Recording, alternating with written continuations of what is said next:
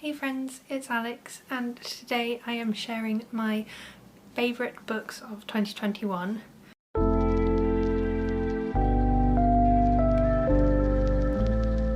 So these are not necessarily 2021 releases, they're just books I've read in 2021, and I've also put them in order of when I read them as opposed to in order of favourite because that was just too hard.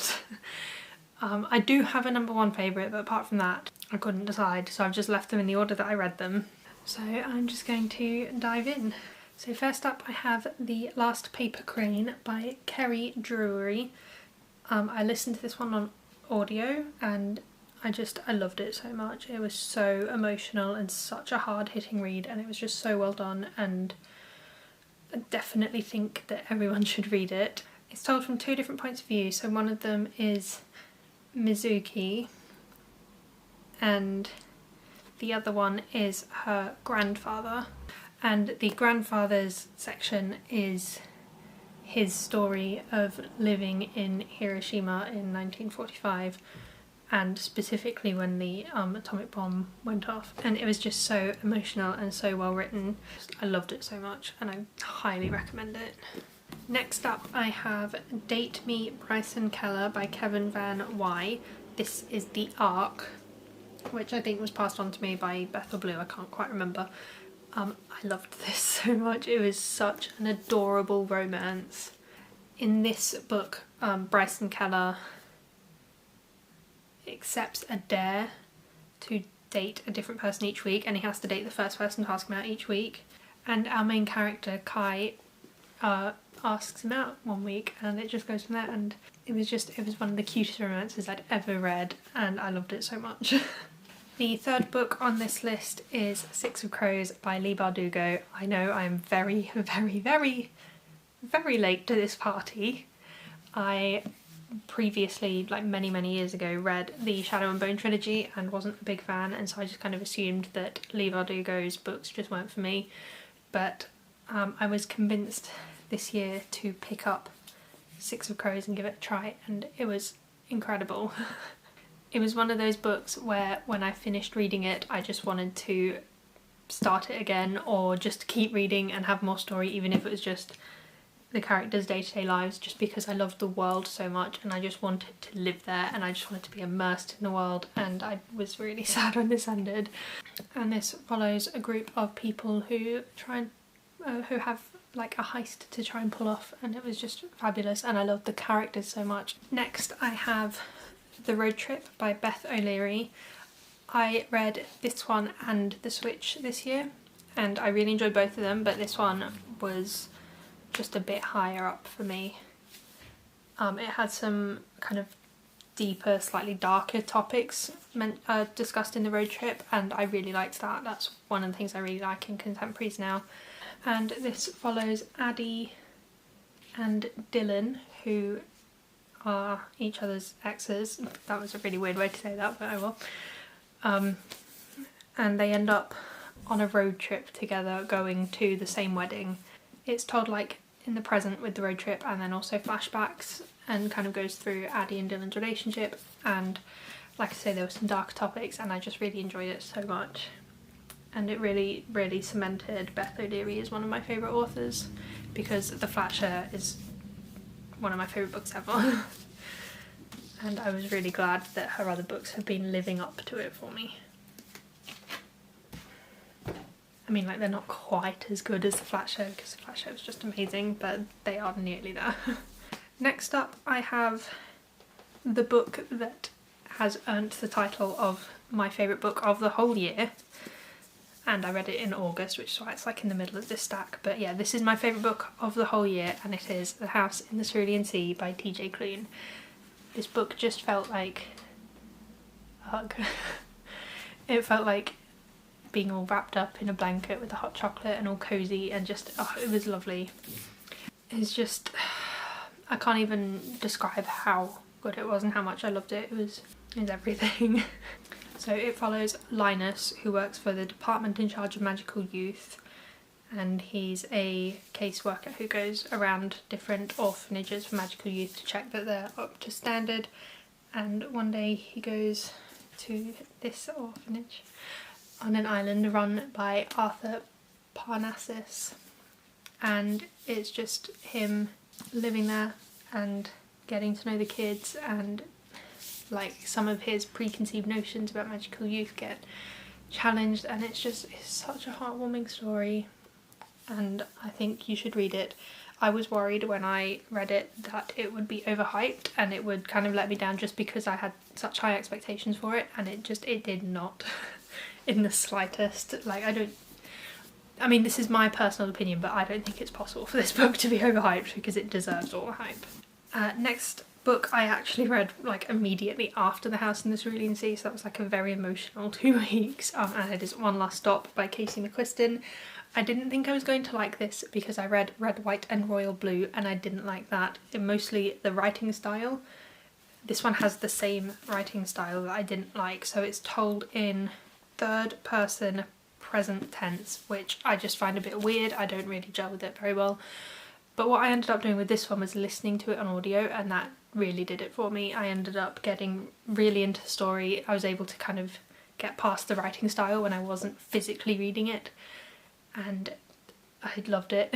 It was so good. Both this and The Cerulean Sea made me really emotional towards the end of each book, and yeah, it was fabulous. So this one follows August, who moves to New York City, and one day on the train, I don't know what they call their like public transport system, but it's one of the trains, she meets Jane, who's here on the cover, and it's just their love story and I love it. And Jane is stuck on this train. She was originally from 1970. I can't remember what year this book is set, but it's set like much closer to now than 1970, so it had like a bit of a magical twist, and I really enjoyed it. And I recommend the audiobook because I really enjoyed listening to this one. Next I have another one I listened to on audio, and that is Mrs. England by Stacy Hall. It has an annoying sign by the author sticker that won't come off without making the cover look worse without it than with it, which is just really annoying, but whatever. This is another one I listened to on audio. I have listened to all of Stacy Hall's books on audio. I picked up The Familiars because it had a really pretty naked hardcover, and I saw it really cheap on Amazon. Those are the only reasons why. I didn't actually think I was going to like it, so I don't know why I picked it up. And I ended up really enjoying it, and now she's become like an auto-buy author for me, where I've bought all of her books. And I always listen to them on audio because I really enjoy her books, audiobooks. And this one was no exception. So this one is set... When's it set? It's set in 1904 in West Yorkshire, and it follows Ruby May, who takes a position looking after the children of Charles and Lillian England, who are a wealthy couple who live in West Yorkshire. And so she's like the kids' nanny slash, like, I don't know the word, tutor or something, I guess. But things are like not quite what they seem, and it's a bit mysterious, and it once again dealt with some darker topics, and I once again really enjoyed it. Yeah, I really enjoyed this one as well. I think this is possibly my favourite of Stacy Hall's books so far, and I'm really excited to see what she comes out with next. Okay, only 3 more left now. So next up I have a repeat author, and this author has now become one of my favourite authors of all time, and that is Under the Whispering Door by TJ Klune.